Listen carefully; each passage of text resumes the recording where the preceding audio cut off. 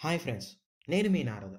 ఈరోజు ఈ నారద చెప్పబోతున్నటువంటి సమాచారం ఏంటంటే, ఎవరికైనా సరే ఉచితంగా ఏది ఇవ్వకూడదు. వాళ్ళకి ఉచితంగా అది ఇచ్చేసి మనుషుల్ని సోమరిపోతులు చేయకూడదు అని శ్రీకృష్ణుడు ధర్మరాజుని ఉపయోగించి మనకొక నీతి కథ చెప్పాడు. సో, ఈరోజు మీకు ఆ నీతి కథ చెప్తున్నాను. ఎవరికైనా సరే ఉపాధిని మాత్రమే కల్పించాలి. వాళ్ళకి ఉచితంగా ఏ వస్తువు గానీ, ఏది గానీ మనం ఇవ్వకూడదు అనేది శ్రీకృష్ణుడు ధర్మరాజుని ఉపయోగించి చెప్పినటువంటి నీతి అనేది ఇప్పుడు మనం తెలుసుకోబోతున్నాం.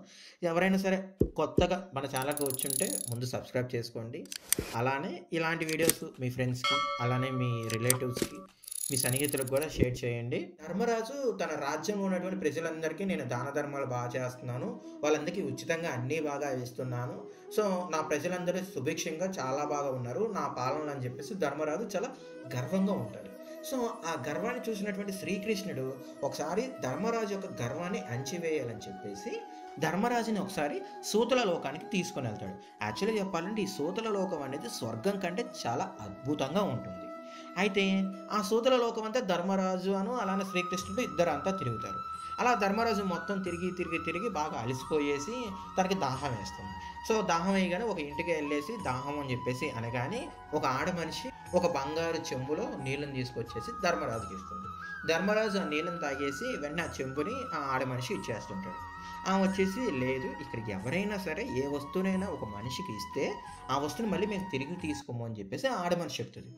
ధర్మరాజు ఆశ్చర్యపోయేసి ఏంటి, ఏ వస్తువైనా సరే ఒకసారి ఇస్తే మళ్ళీ అది తిరిగి తీసుకోలేరా, ఇదేదో విచిత్రంగా ఉంది అని చెప్పేసి ధర్మరాజు అలా ఆలోచించుకుంటూ ఉంటాడు. అయితే అదే టయానికి అటువైపు బలి చక్రవర్తి వస్తాడు. ఆ బలి చక్రవర్తి శ్రీకృష్ణుని చూసి శ్రీకృష్ణుడికి నమస్కరిస్తాడు. అప్పుడు శ్రీకృష్ణుడు ఏం చేస్తాడంటే బలి చక్రవర్తిని ఈ ధర్మరాజుకి పరిచయం చేస్తాడు. అప్పుడు ధర్మరాజు గొప్పగా, నేను నా రాజ్యంలో ఉన్నటువంటి ప్రజలందరినీ సుభిక్షంగా చాలా బాగా చూసుకుంటాను. వాళ్ళకి ఏమి కావాలన్నా సరే నేను దాన ధర్మాలు చేస్తుంటాను.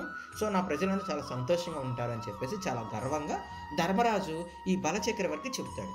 బలిచక్రవర్తి ఆ మాటలు వింటూ చెవులు రెండు మూసుకుంటూ, అదేంటి నీ ప్రజలను నువ్వు ఇంత సోమరబోతులుగా చేస్తున్నావు, ఎవరికైనా సరే పని చేసి దాని నుంచి ఉపాధి కల్పించేలాగా చెయ్యాలి, కానీ నువ్వు ఉచితంగా ఇస్తే ఆ ఒక్కరోజు మాత్రమే వాళ్ళకి కడుపు నిండుతుంది. అలా చేయడం వల్ల రాజ్యంలో ఉన్నటువంటి ప్రజలందరికీ సోమరిపోతనం అనేది వస్తుంది. అదే వాళ్ళకంటే ఒక ఉపాధి కనుక కల్పిస్తేనే వాళ్ళకి ఏం కావాలో ఏంటనేది వాళ్ళే తెచ్చుకుంటారు అని చెప్పేసి బలి చక్రవర్తి ధర్మరాజు చెప్తాడు. ధర్మరాజు ఆ మాటలిని సిగ్గుపడేసి తన రాజ్యంలో ఇక నుంచి వాళ్ళకి ఉపాధి ఏ విధంగా కల్పించాలి ఏంటి అని చెప్పేసి ఆలోచిస్తూ ఉపాధులు కల్పించేలాగా చేశాడు.